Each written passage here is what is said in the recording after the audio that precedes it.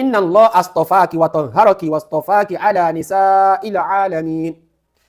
Ìwọ Mary ṣé orí Ọlọ́run ọba dẹ́dà tó pèsè fún ẹyẹ istafaki ó ti wá ṣà ẹni ó ti sọ ẹni ẹ̀ṣà báyìí o. Torí Mary náà sọ pé ẹ mú mi lọ́lọ́run ọba òun gan sọ fún pé Ọlọ́run ọba ló máa ń pèsè jíjẹ fún yàn. Mary ò sọ bẹ́ẹ̀. Qala ya qawmi ittabi'ul mursalin. Bismillah walhamdulillah wassalatu wassalamu ala rasulillah. Akíwa káàbọ̀ lẹ́ẹ̀kan sí padà sórí ètò yìí, ètò Christianity nínú Al-Qur'ani. Eléyìí là ń ṣàlàyé fúnra wa kí ni ẹ̀sìn Islam tiwa, kí ló sọ nípa ti Christianity. Ẹ jẹ́ ká gbọ́ ká tẹ̀síwájú. Níbi tá a dé a ṣàlàyé fúnra wa pé ẹ̀sìn Christianity ńkọ́ o, ó dá lórí ìwásáyé Jesu, ìbẹ́láyé Jesu, Jesus Christ, àbí tí kò bá sí Jesu ni kò ní sí tó ń jẹ́ Christianity lénìí. Àwa jẹ́ kó yé wa wípé ẹ̀sìn Christianity yìí ó wá látọ̀dọ̀ Jesu. Jesu jẹ́ ẹni àpọ́nlé gẹ́gẹ́ bí Qur'an ṣe mú wá. Jesu, ìyá tó bí lọ́mọ, ìyá tó bí lọ́mọ, ìyá Mary, Olúwa ní gbogbo wọn kọ́ wọn jáde láti ìdílé àpọ́nlé. Ibi tá a wá dúró sí níbi tí ìyá Mary tó ti bí Maryam wípé ìwọ ọba adẹ́dà, mo kó Maryam yìí mo fi sí abẹ́ àkóso rẹ, àkóso ìwọ ọba adẹ́dà àti àkóso àti àrọmọdọ́mọ rẹ̀ kúrò lọ́wọ́ èṣù, ẹni ègbé, ẹni ẹ̀kọ́. Olúwa ọba adẹ́dà ní fataqabbalaha rabbuha, mo dẹ̀ tẹ́wọ́ gbà. Eléyìí ni Islam. Mò ń sọ eléyìí authoritatively láti inú Al-Qur'ani pé in tó ń bẹnú Al-Qur'ani lélẹ́yìí. Àwọn pásítọ̀ lè máa sọ nǹkan tán mọ́ o. Ẹni tí mùsùlùmí tí òun náà ka Qur'ani dáadáa ó lè máa sọ oríṣiríṣi nǹkan tó wù o. Ṣùgbọ́n èmi ń sọ wípé nínú Al-Qur'ani bó ṣe wà nínú Al-Qur'ani lélẹ́yìí sẹ́. Wípé ọba adẹ́dà ní ìyá Mary o, ó sọ pé ìwọ ọba adẹ́dà mo fi Mary sí abẹ́ àkóso rẹ kúrò lọ́wọ́ èṣù, ẹni ìgbé, ẹni ẹ̀kọ́ àti àwọn àrọmọdọ́mọ rẹ̀. Èní á tẹ̀síwájú lọ nípa Mary. Mary yìí ó nípò kan tó jẹ́ pé kò sẹ́nì kankan mọ́ tó nírú ipò yìí nínú gbogbo obìnrin pátápátá tó ń bẹ nílé ayé. Ẹ̀sìn Islam jẹ́ kó yà pé Mary ìyá Jesu ó ní ipò kan tó jẹ́ pé kò sí obìnrin kankan tó nípò yìí ní kíni o ní ilé ayé pátápátá, gẹ́gẹ́ bí a ṣe débẹ̀ láìpẹ́. Olúwa adẹ́dà ní mo gbàdúrà ìyá Mary lé lórí. Àwa náà tá bá ti bímọ ká máa tọrọ ìdáàbòbò fáwọn ọmọ wa kúrò lọ́wọ́ èṣù, ẹni ìgbé, ẹni ẹ̀kọ́. Olúwa adẹ́dà ní ìgbà tí mo wá tẹ́wọ́ gbà yìí, báwo ló ṣe wá dàgbà? Olúwa adẹ́dà sọ fún Ànábì wa Muhammad sallallahu alaihi wasallam wípé wa ma kunta ladayhim idh yulquna aqlamuhum ayyuhum yakfulu Maryam wa ma kunta ladayhim idh yaqtasimun. Ṣé orí gbogbo ìtàn náà ń sọ fún ìwọ Muhammad nípa àwọn nǹkan tó ti ṣẹlẹ̀ síwájú yìí, ó kú sí níbẹ̀ nígbà tá à ń ṣe kíni o, nígbà tí wọ́n ń ṣàríyànjiyàn wípé ta ni ó gba Mary yìí, ta ni ó gbà sọ́wọ́. Ṣé lẹ́yìn tí ó lè yé wa pé ṣé àlùfáà lágbájá ni, ṣé àlùfáà lágbájá ni, ṣé priest lágbájá ni, ṣé lẹ́yìn lágbájá, ta ni ó gba ọmọ yìí sọ́dọ̀ tí ó máa mójútó. Ó sì ń bẹ̀ nígbà tí wọ́n ń ṣe bíi lọ́ọ̀tì pé tó ń ṣe bíi ta ni ó mú nǹkan tí ó jẹ́ kí Mary wá sọ́dọ̀ ẹ̀. Olúwa ọba adẹ́dà wá ní àwọn ọba la wá ṣe kí ni o, wakafalaha Zakariya. Àwa la jẹ́ kí ó jẹ́ pé ọ̀fà ti Zakariya ló mú ti Mary. Ká má gbàgbé Zakariya ńkọ́ o, ó jẹ́ ìkan nínú òjíṣẹ́ ọba adẹ́dà lásìkò ti Mary.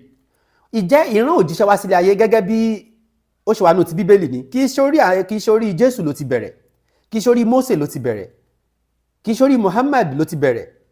K'Olúwa ọba adẹ́dà kó bá yọ́nú sí gbogbo wọn. Ó ti bẹ̀rẹ̀ tipẹ́, kò síjọ kan ni àfi k'Olúwa ọba adẹ́dà kó gbé òjíṣẹ́ dìde lára láti wọn pé kó máa kìlọ̀ fún wọn. So Zakariya yìí Olúwa ọba adẹ́dà ní àwa fi àkóso Mary ńkọ́ o, a fi sí abẹ́ Zakariya. Lẹ́yìn tó súnmọ́ èyí tí a lè fi wé òun ni bí àwọn Catholic ṣe máa tó máa bí ọmọ wọ́n máa ń ṣe lè díẹ̀ ní ilẹ̀ Ìgbò tó bá fẹ́ ọmọ ẹ jẹ́ kọ́ ọmọ yìí kó lọ dúró sábẹ́ bíi cathedral kan, ibẹ̀ ni kó ti dàgbà, so ibẹ̀ ló ti máa dàgbà, ibẹ̀ náà ti ń kọ́ ibẹ̀ ló ti dàgbà. Àwọn sì máa ń try láti ṣe practice yẹn lónìí, bó ti yẹ pé ọ̀pọ̀lọpọ̀ issue wà pẹ̀lú yẹn, a sì máa débẹ̀ pẹ̀lú ògo Ọlọ́run ọba. So something like that. Oríṣiríṣi nígbà tí Mary wà ní abẹ́ àkóso Zakaria, oríṣiríṣi àwọn ìmọ̀ ló ṣẹlẹ̀.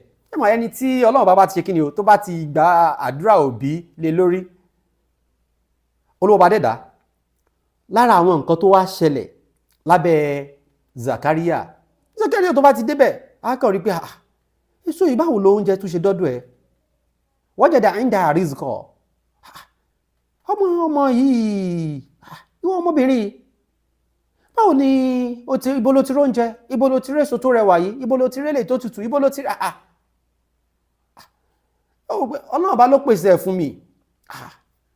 Ṣùgbọ́n kò ṣe torí pàánà bí Ọlọ́run Ọba ni kò ṣe ń káyèéfì jùjùjù káwo Mary ṣẹ́wọ̀n pé alẹ́ ni àpọ́nlé ni, Ọlọ́run Ọba ló pèsè lè fún mi o. Wallahu yarzuqu man yasha'u bighairi hisab. Ó bá ń sọ fún Zakaria wípé ṣé o rọ́lọ́run bá ó dẹ̀ wá máa ń ṣe oore fẹ́ni tó bá wù lọ́nà tí ò ṣe kíni, lọ́nà tí kò ní bighairi hisab, ọ̀nà téèyàn ò lè ṣe kíni o, tí ò lákẹgbẹ́ ká mú wá báyẹn. Ọ̀nà tí a lè wò pé ọ̀nà téèyàn ò lè ronú sí, kò sí gbèdéke kan tọ́lọ́run bá ò lè ṣe kíni o, tí ò lè fi ṣe kíni, tí ò fi lè dáyàn lọ́lá. Eléyìí nínú Al-Qur'ani Ọlọ́ba wa ni Zakaria náà wá rò ó pé ọ̀rọ̀ ńlá. Zakaria síwájú àsìkò yẹn ó dẹ̀ ti ń wá ọmọ tóun náà ò tí ì rọ́mọ. Àwọn tá bá máa ń gbọ́ John the Baptist báwo ló ṣe link papọ̀ mọ́ Jésù, báwo ló ṣe àwọn ìtàn yìí yóò máa yí àwa tí a bá máa ń ka Bíbélì náà díẹ̀díẹ̀, ṣùgbọ́n ìtàn sọ fúnra wa yìí inú Al-Qur'ani ló wà o. Olúwa dẹ́dà ni Zakaria náà wá wò ó, ọ̀rọ̀ ńlá lọmọ yìí sọ o. Ọlọ́run Ọba dẹ́dà máa ń ṣe kíni, ó máa ń pèsè nǹkan fún yàn lọ́nà tí èèyàn ò lè ronú tì. Ó bá ní hunalika da'a Zakaria rabba. Zakaria náà bá dẹ̀ wọ ibi tó náà ti máa ń jọ́sìn fọ́lọ́run Ọba. Ọlọ́run Ọba, habli min ladunka dhurriyatan tayyibah. Ọmọ yìí mo ti gbọ́ tó ń sọ pé kò sí tí tọ́lọ̀ ọba ò lè ṣe fún yàn, lọ́run fẹ́mi náà lọ́mọ. Tó bá yẹ pé òun ṣe kíni, ìwọ ló ń pèsè jíjẹ mímu fún Mary. Ṣé ìpá sọ pé ẹni ẹ̀ṣà ni, alápọ̀nlé ni, obìnrin tí ò sírú obìnrin bí irú títí ẹ̀ mọ́ láti ìgbà tọ́lọ́run bá ti dálé ayé títí dìgbà táyé ó parẹ́. Eléyìí ni tí Al-Qur'ani sọ nípa Christianity. Zakaria wá wò wọ́n lọ́n bá fẹ́mi náà, ohun oúnjẹ mímu ló ń fọmọ yìí, ó dẹ̀ tún sọ wípé kò sí tó lè ṣe Ọlọ́run bá fẹ́mi náà.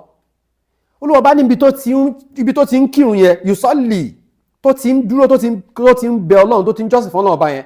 Olúwa bá ní àwọn màláìkà wá ń pè bẹ́ẹ̀ gbà rárá, Ọlọ́run bá ti gbàdúrà ẹ̀.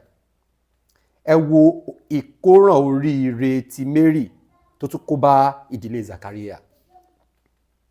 Lẹ́ni àfẹ́ gbà wọn máa wọn lẹ́sìn díẹ̀ kọ̀ọ̀kan wá, ọ̀pọ̀lọpọ̀ ò fẹ́ gbà wọn yàn sílé mọ́. Ẹbí adẹ̀rẹ̀ àwọn ọmọ ẹ̀gbọ́n wa míì tó yẹ pé wọn ò lè ṣe dáadáa, wọn ń gbìyànjú, àwọn àbúrò tó ń gbìyànjú. Nígbà táwọn ń dàgbà, oríṣiríṣi ọmọ ló máa gbọ́dọ̀ àwọn òbí dàgbà.